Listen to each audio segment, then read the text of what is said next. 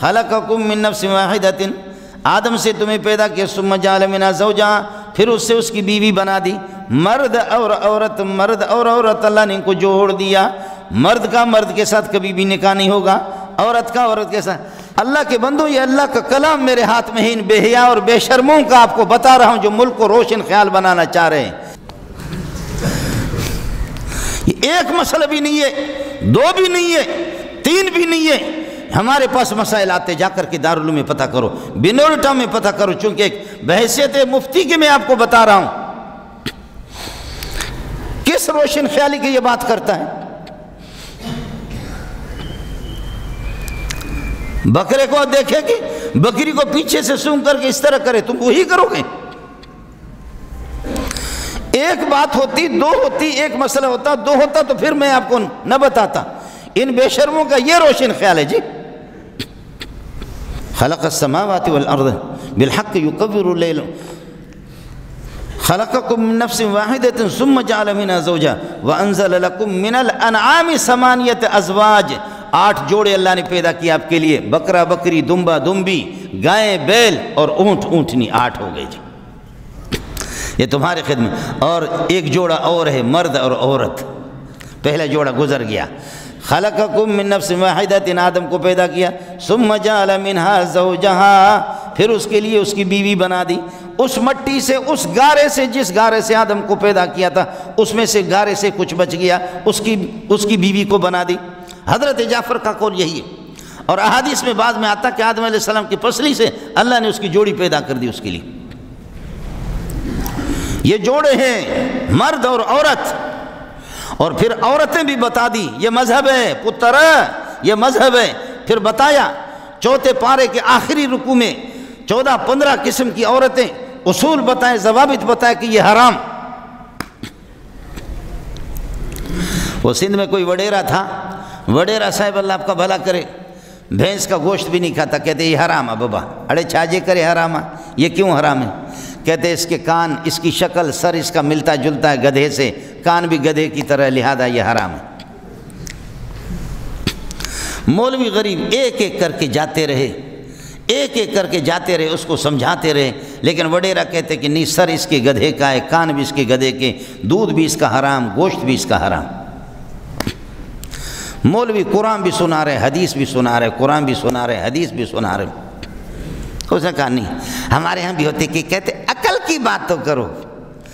یہ میں بھی عقل مندوں کے پاس کبھی کبھی آپ کے جاتا ہوں، آپ یہ دیکھو نا، اس وقت ہزاروں کا مجمع ہے، آپ عقل مند ہیں، آپ عقل کی بات کریں گے۔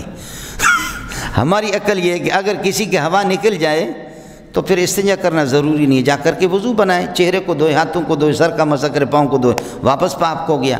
سوال یہ ہے کہ ہوا تو پیچھے سے نکل گئی اور دھوتا ان کو، یہ کیا؟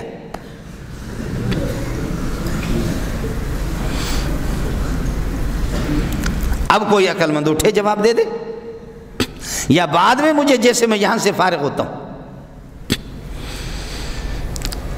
بہت عقل ان کی عقل ہوتی۔ وہ ہمارے جج صاحب کو لوگوں نے بتا دیا کہ اللہ آپ کا بھلا کرے، کنویں میں، اس میں اللہ آپ کا بھلا کرے، کھجور پہ چڑھا ہوا، کوئی کھجور پہ چڑھا ہوا اتر نہیں سکتا، اور گھنٹوں کے گھنٹے ہو گئے، اس کے اتارنے کا طریقہ کہنے لگے، زور سے طاقتور آدمی ایک رسی پھینکے، رسی پھینکے ادھر، وہ رسی کو، اس رسی میں اپنے آپ کو باندھے، کھینچو انشاءاللہ پہنچ جائے گا۔ آپ سمجھ رہے ہیں؟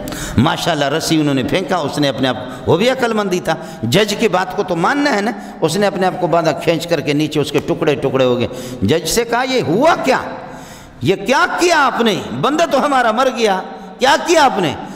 سر پکڑ کر کے بیٹھنے لگے، کہنے لگے خدا کی قسم مجھے خود سمجھ میں نہیں آتا، یہ چند سال پہلے ایک بندہ کنویں میں گر گیا تھا، ہم نے رسی پھینکی، اس نے اپنے آپ کو باندھا، ادھر سے رسی پھینکی، اپنے کھینچ کر کے باہر نکلا، وہ ٹھیک ٹھاک نکلا، یہ سمجھ میں نہیں آ رہا یہ کیوں مر گیا؟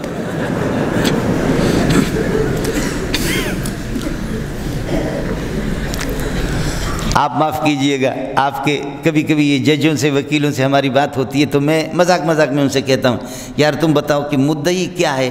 میں مولوی منظور کہتا کہ یہ کتاب میری ہے، دوسرا کہتا کہ یہ میری ہے، ہم دونوں دعویٰ کریں، ہمیں سے مدعی کون ہے، مدعا علیہ کون ہے؟ مدعی کے ذمے پر گواہ ہوں گے، مدعا علیہ قسم اٹھائے گا، وہ اصول بتاؤ۔ وکیل صاحب ادھر مارتے رہے ادھر مارتے رہے ادھر مارتے رہے ادھر مارتے رہے ادھر مارتے رہے ادھر مارتے رہے. میں نے کہا یہ چیز ہے، اس کی میں بھی دعویٰ کر رہا ہوں کہ یہ میرا ہے، دوسرا میرا مقابل کہتا کہ میرا ہے. اب جو مدعی ہوگا اس کی ذمہ داری ہے کہ گواہ پیش کرے، اگر نہیں کر سکتا تو مدعا علیہ کے حق میں مدعا علیہ، پھر یہ کہ اگر اس کے پاس گواہ نہیں تو مدعا علیہ قسم اٹھائیں تو اس کے حق میں فیصلے دے دیں گے. تو یہ اصول کیا ہے، کیسے پتہ چلے؟ اب ہم اس میں دونوں دعویٰ کر رہے ہیں، وہ کہتا کہ میری ہے کتاب، میری ہے، میں کہتا ہوں کہ میری ہے، ہم میں سے مدعی کون؟ وکیل مارتا رہا اور میں بھی ہنستا رہا. آخر کار میں نے کہا پتر کچھ دن ہمارے مدرسے میں آ کر کے پڑھتے رہو، پتر کچھ دن ہمارے پاس آ جاؤ مدرسے میں، سمجھے؟ یہ انگریز کی جوتیوں میں، انگریز کے پتلوم میں یہ چیزیں رکھی ہوئی نہیں ہے، یہ انگریز کے پتلوم میں نہیں. آ جاؤ تم، ہم یہ صرف تمہارے ABCD کا اگر فرق ہٹ جائے نا تو تمہاری عقل مندی کا ہمیں پتہ ہے. عقل قرآن سے نہیں ملے گی، سمجھ قرآن سے حاصل نہیں ہوگی، حدیث سے حاصل نہیں ہوگی، محمد رسول اللہ کی تعلیمات میں سمجھ نہیں، ہمارے فیصلے نہیں ہے، زندگی گزارنے کے طریقے بھی نہیں، ہمارے مسائل کا حل نہیں ہے. میرے مسائل کا حل یہ لوگ کریں گے.